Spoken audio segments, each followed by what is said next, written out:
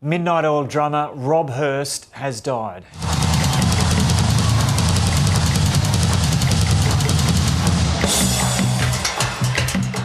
The 70-year-old was diagnosed with pancreatic cancer back in 2023. A statement on the band's social media site says after 3 years of fighting, Rob is now free of pain.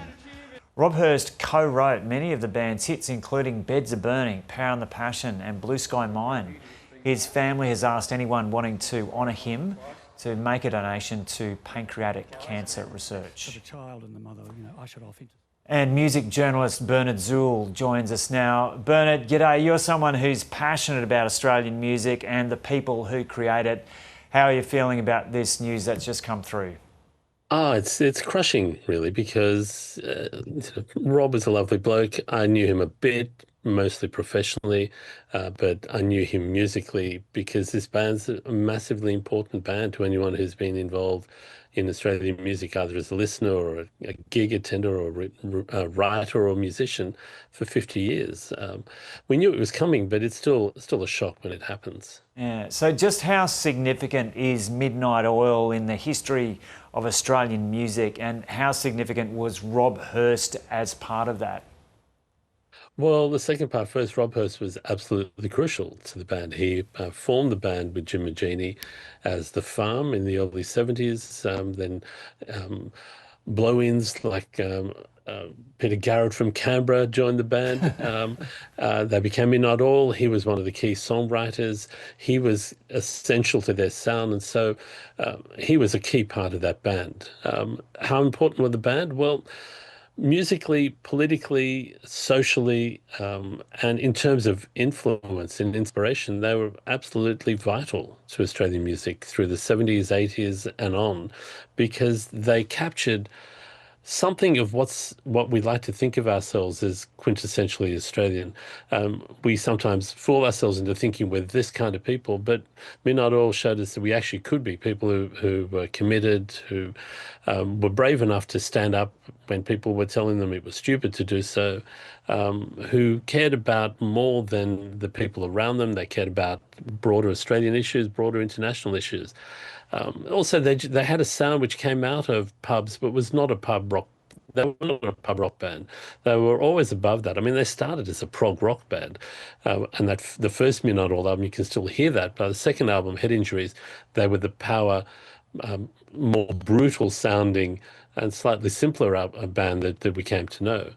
And so in all of these ways, they were absolutely essential to how Australian music developed and how we saw ourselves as Australians. And about how many times do you reckon you've interviewed him over the years? And tell us about some of the interactions that you had with him. Well, I interviewed them a number of times, various members of the band, and Rob interviewed him a few times and interacted with him in other sort of occasions, in a professional and otherwise capacity. So I got to know him a bit, but the thing I think that told most about him was the people who were involved with him and what they told you about him and how the organisation around Midnight Oil operated, which I think always reflects the people in the band itself. And they were good people, professional people who treated media and fans and anyone interacting with the band with respect.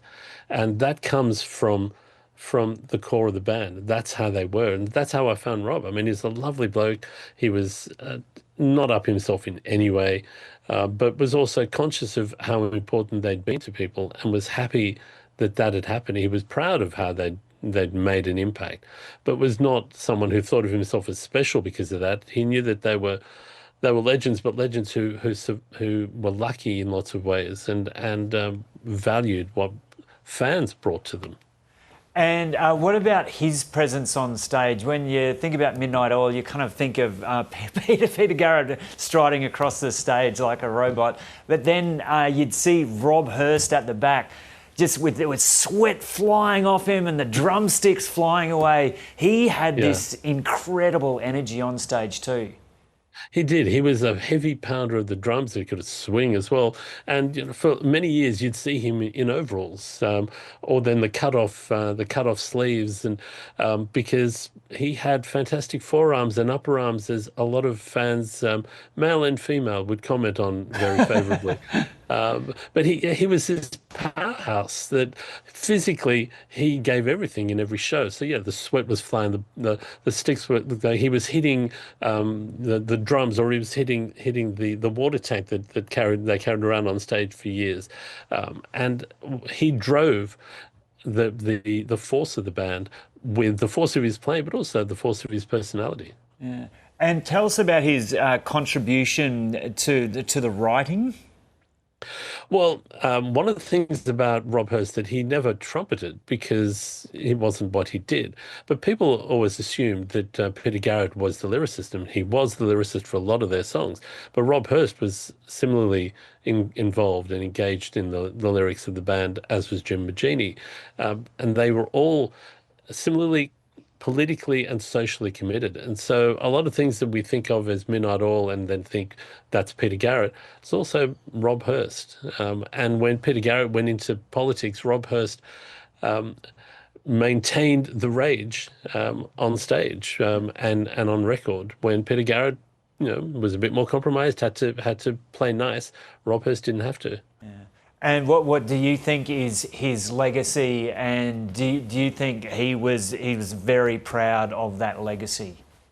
He was very proud of that legacy, and he should be. I mean, the legacy is of creating a style of music that was more varied than people gave them credit for, and was more socially and politically active and direct than almost any other band in Australia has ever been, but respectful, and made Australians feel good about being Australians, whether they liked the band or not. You got a sense of, well, these are people that you can respect for what they're saying and doing, even if you don't agree.